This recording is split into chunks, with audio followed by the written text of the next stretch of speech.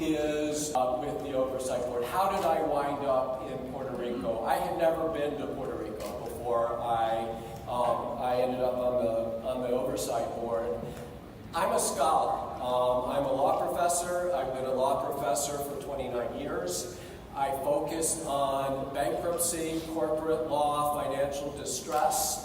I love teaching, I love writing. I never in a million years imagined that I would be involved in an actual decision-making process related to these issues.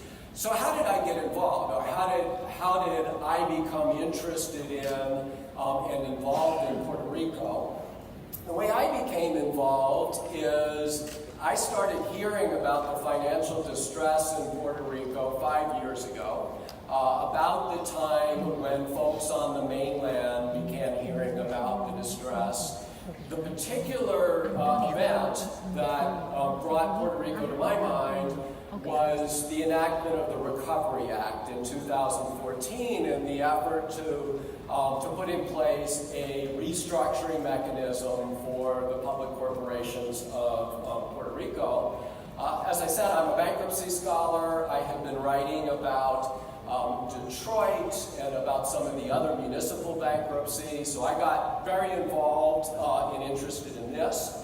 I started writing a variety of different things. I wrote several op-eds, opinion columns in the Wall Street Journal about the situation in Puerto Rico. I wrote an amicus brief in the Recovery Act case in the Supreme Court on the wrong side, as it turned out.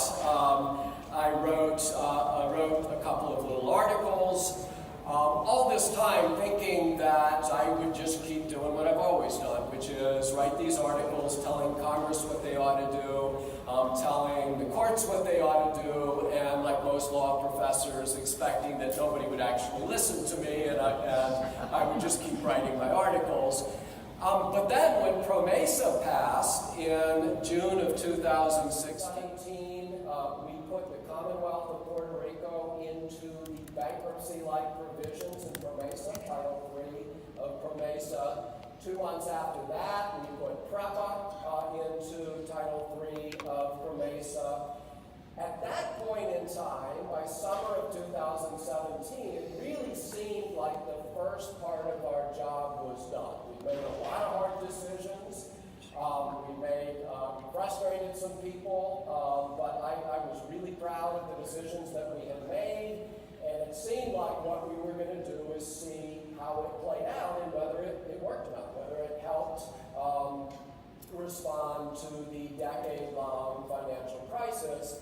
But what happened then, as all of y'all know, is Hurricane Maria hit and completely wiped out the island, as you're well aware.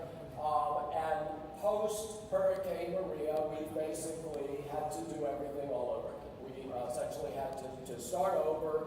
Over the course of the last year, of the second full year of the Oversight Board being in place, we certified 4 different fiscal plans. The multiple fiscal plans was primarily because of uncertainty about labor reform, whether we were going to be able to persuade the legislature to repeal Law 80. And the fiscal plan went back and forth because our economist projections suggest that the economic value of that reform is really, really large. The most recent plan that we put in place on October 23rd of last year. That plan suggests that Puerto Rico's economy is kind of going to go like this. That there are going to be 15 years of surpluses while federal money is coming in. And as things stand now, after 15 years, we're going to start to see deficits again. So obviously, there is more that needs to be done. We've done a number of other things in the